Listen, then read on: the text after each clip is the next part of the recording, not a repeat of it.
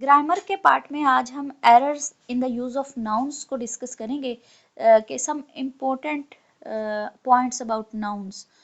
तो nouns plural in appearance but singular in use, कि कुछ नाउन्स ऐसे होते हैं जो देखने में जमा लगते हैं क्योंकि उनके आखिर में जब जमा का एस आता है तो दरअसल वो होते वाहिद हैं, इसलिए उनके साथ जो वर्ब आ रहा होता है वो भी सिंगुलर आ रहा होता है, लेकिन देखने में वो इस तरह से लग रहे होते हैं कि जैसे ये प्लूरल है। जैसे कि एग्जाम्पल के तौर पर देखें कि news, mathematics, innings, physics, statistics, mechanics, summons, politics, gallows, wages, gymnastics, ethics, classics, economics.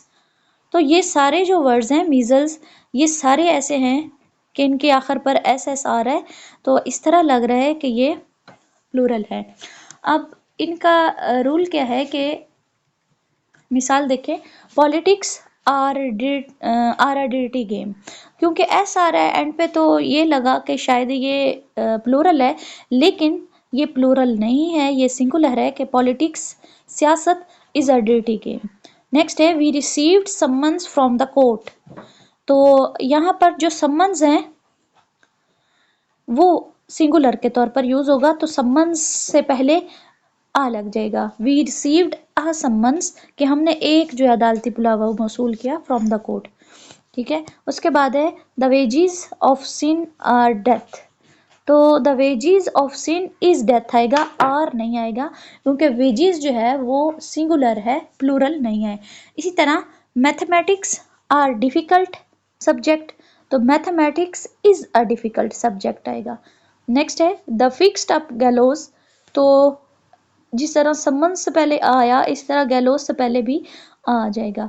इसी तरह the word ending in I C S, कि वो अल्फाज जो आई सी एस पर ख़त्म होते हैं वाहिद और जमा दोनों वर्ब लेते हैं। जैसे पहले हमने पढ़ा था कि नन जो है वो प्लूरल और सिंगुलर दोनों के तौर पर इस्तेमाल होता है, इसी तरह वो वर्ड्स जो आई सी एस पर एंड हो रहे होते हैं तो वो प्लूरल और सिंगुलर दोनों वर्ब ले रहे होते हैं। हाँ, फ़र्क क्या है, अगर ये वर्ड्स सब्जेक्ट को ज़ाहिर करें, यानी एज ए मजमून के तौर पर आ रहे हों, जैसे math as a subject, English as a subject, तो फिर फेल जो है वो सिंगुलर लगेगा, और अगर सब्जेक्ट के तौर पर नहीं आ रहे तो फिर प्लूरल लगेगा। इसकी एग्जांपल जैसे कुछ वर्ड्स हैं, मैथमेटिक्स है, टैक्टिक्स है, कॉमिक्स है, जिमनास्टिक्स, कॉस्मेटिक्स, पॉलिटिक्स, इकोनॉमिक्स, तो फिजिक्स, स्विक्स। तो इसमें देखें कि हीज मैथमेटिक्स इज़ वीक।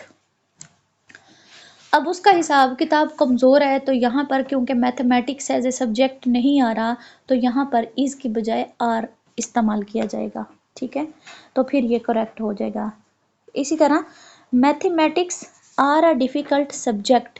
अब यहाँ पर मैथमेटिक्स जो है वो एज ए सब्जेक्ट आ रहा है, तो यहाँ पर आर नहीं बल्कि इज़ का इस्तेमाल किया जाएगा। ये आपने याद रखना है कि जब बतौर सब्जेक्ट इन वर्ड्स को यूज़ किया जा रहा है तो फिर सिंगुलर वर्ब इस्तेमाल होगा, लेकिन अगर बतौर सब्जेक्ट इस्तेमाल नहीं हो रहा तो फिर ये प्लूरल वर्ब को का यूज़ होगा यहाँ पर। इसी तरह mechanics are a difficult subject, तो यहाँ पर अब mechanics is a difficult subject आएगा।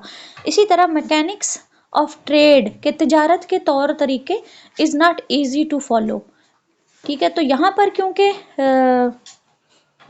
एज ए सब्जेक्ट ये नहीं आ रहा, ठीक है, मैकेनिक्स, तो फिर यहाँ पर ये आर यानी प्लूरल वर्ब लगेगा। Mechanics of trade are not easy to follow. ठीक है, ये दुरुस्त होगा। इसी तरह पॉलिटिक्स को देखें कि पॉलिटिक्स आर डिर्टी गेम, तो यहाँ ये बतौर पेशा या प्रोफेशन के तौर पर सियासत आ रहा है, तो यहाँ पर politics is a dirty game आएगा। और फिर हिज पॉलिटिक्स इज़ प्रोग्रेसिव, ये इनकरेक्ट है, हिज पॉलिटिक्स आर प्रोग्रेसिव। अब नेक्स्ट देखें, acoustics are the study of sound and hearing, तो ये इनकरेक्ट है क्योंकि सब्जेक्ट के तौर पर आ रहा है, तो हमारे यहाँ पर आर की बजाय इज़ का इस्तेमाल होगा, is the study of sound. Acoustic is the study of sound and hearing, ये करेक्ट होगा। और फिर acoustics of the school is poor, ये भी इनकरेक्ट है के कमरे हाल वगैरह के अंदर जो तरसील के लिए आवाज़ की सलाहियत होती है, तो फिर ये आर के तौर पर यहाँ इस्तेमाल होगा, तो यानी प्लूरल इस्तेमाल होगा, इस वजह फिर ये करेक्ट होगा। क्योंकि जब एज ए सब्जेक्ट आएगा फिर तो सिंगुलर वर्ब है, लेकिन जब एज ए सब्जेक्ट नहीं आ रहा तो फिर प्लूरल वर्ब है। बस इसी बात को जो है, यही रूल है, इसी को फॉलो करना है। फिर